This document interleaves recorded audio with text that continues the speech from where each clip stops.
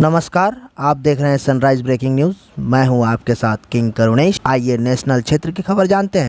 झारखंड सरकार में शामिल कांग्रेस में जारी किचकिच खत्म होने का नाम नहीं ले रहा है। कांग्रेस विधायक इरफान अंसारी ने अपनी ही सरकार के खिलाफ हल्ला बोल दिया।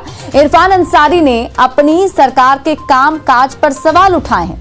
उन्होंने कहा कि कांग्रेस कोटे के मंत्रियों के परफॉर्मेंस जीरो हैं। इरफान अंसारी ने वर्तमान कांग्रेस के मंत्रियों को बदलने और नए लोगों को सरकार में मौका देने की मांग की। उन्होंने ये भी कहा कि अपनी मांगों को लेकर 29 दिसंबर के बाद कांग्रेस के विधायक दिल्ली कूच करेंगे। झारखंड में मात्र 10 रुपए में एमटेक कर सकेंगे राज्य की छात्राएं। राज्य की छात्राएं महज 10 रुपए में एमटेक की पढ़ाई कर सकेंगी। यह सुविधा सभी वर्ग की छात्राओं को उपलब्ध होगी। वही अनुसूचित जाति एवं जनजाति वर्ग के छात्र छात्राओं से कोई आवेदन शुल्क भी नहीं लिया जाएगा। झारखंड प्रौद्योगिकी विश्वविद्यालय ने इस संबंध में मंगलवार को संबोधित फीस से संबंधित अधिसूचना जारी कर दी है। विश्वविद्यालय में इसी अकादमी सत्र से MTech data science, MTech environments science और MTech project engineering and the management पाठ्यक्रम शुरू हो रहा है। इन सभी पाठ्यक्रमों में 18 सीटों पर नामांकन लिया जाएगा। झारखंड में हुस्न के जाल में फंसाती थी मॉडल, फिर करवाती थी ड्रग्स का अवैध कारोबार। झारखंड में एक ड्रग्स के रैकेट का खुलासा हुआ है। पुलिस ने इस मामले में एक महिला मॉडल को गिरफ्तार किया है। आरोप है कि मॉडल ड्रग्स की कारोबार में लिप्त है और वह कई लोगों को इसमें शामिल कर चुकी है। झारखंड पुलिस ने मॉडल के साथ एक शख्स को भी गिरफ्तार किया है।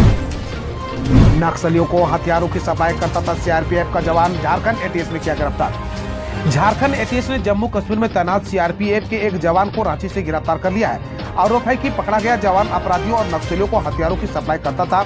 उसके कब्जे से भारी मात्रा में कारतूस बरामद किए गए हैं। भाकपा के नेता प्रशांत बोस उर्फ किशन दा की गिरफ्तारी का असर अब सूबे में दिखने लगा है। झारखंड एटीएस ने इसी कड़ी में नक्सलियों को आर्म्स और गोला बारूद सप्लाई करने वाले एक हैंडलर को गिरफ्तार किया है। जो वह सप्लायर और कोई नहीं बल्कि सीआरपीएफ का एक जवान है जो नक्सलियों को आर्म्स देता था।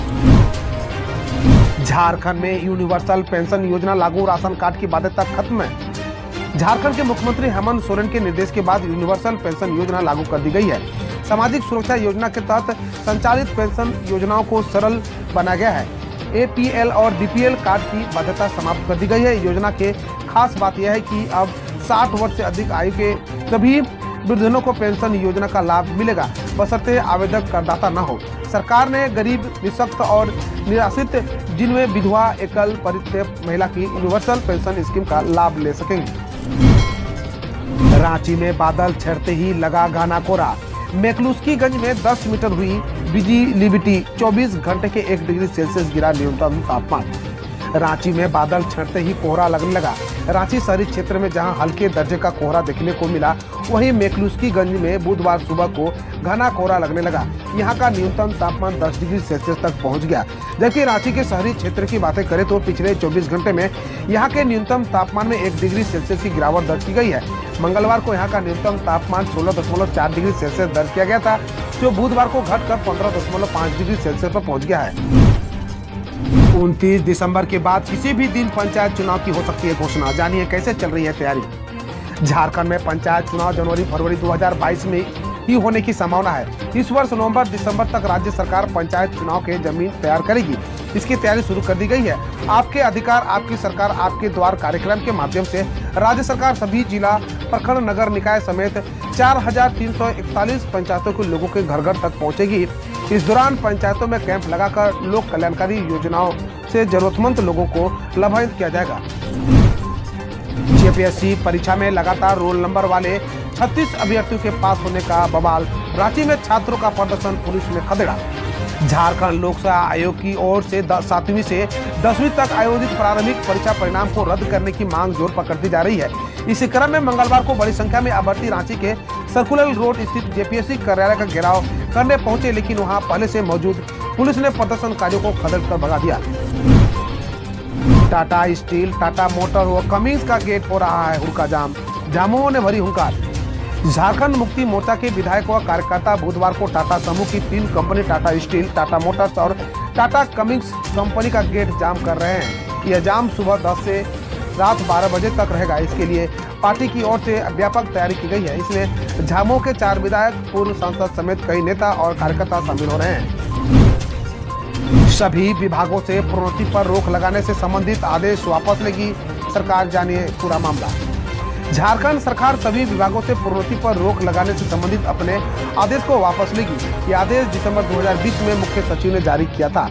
दिसंबर 2020 में राज्य सरकार की सभी सेवाओं एवं पदों में पदोन्नति पर अगले आदेश तक के लिए तत्काल प्रभाव से रोक लगा दी गई थी। सीएम के आदेश के बाद सभी विभागीय प्रमुख, आयुक्त और जिलों के उपायुक्तों को इस बाबत निर्देश जारी कर दिए गए हैं। फिलहाल मामले की सुनवाई हाईकोर्ट में चल रही है। सरकार के आदेश से झारखंड में मचा हड़कंप, 4163 घरों में एक साथ छापेमारी, 1 करोड़ 83 लाख जुर्माना। बिजली चोरी पकड़ने के लिए मंगलवार को राज्य में सुबह 6 बजे से शाम 5 बजे तक 4163 स्थानों पर छापेमारी की गई। झारखंड बिजली वितरण निगम की एंटी पावर थेफ्ट टीम ने राज्य स्तरीय छापेमारी अभियान को अंजाम दिया। इस दौरान 1122 परिसरों में बिजली चोरी पकड़ी गई। सभी मामलों में FIR दर्ज कराई जा रही है। बिजली चोरी करने वालों पर 163.09 लाख का जुर्माना लगाया गया। दिनों के बाद झारखंड में कांग्रेस पार्टी सत्ता में आई है। इस सरकार में हमारे 4 मंत्री हैं। 2 साल लगभग हो गया। हमारे पास मान लीजिए कि 1 ही साल बचा है मात्र। उसके बाद हम लोग चुनावी मोड में चले जाएंगे। लोकसभा का चुनाव आ जाएगा, फिर विधानसभा का चुनाव आ जाएगा। और अब तक मैं कह रहा हूं, अब जनता हमसे हिसाब मांग रही है कि हमारे मंत्री कर क्या रहे हैं। बहुत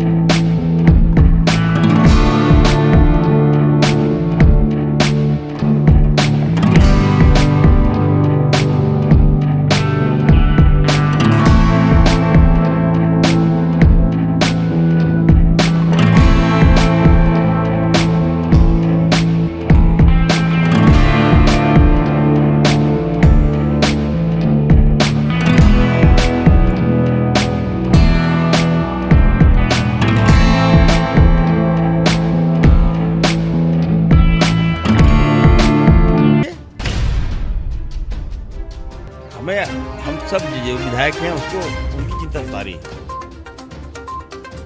काम नहीं मिल रहा है। रोड हम मतलब आप बता नहीं सकते, आपको हम मीडिया में क्या बोलेंगे, लेकिन पार्टी आलाकमान तो सारी बातों से मैं अवगत कराऊंगा और मैं मांग करूंगा। देखिए, ये पार्टी है तभी इरफान अंसारी,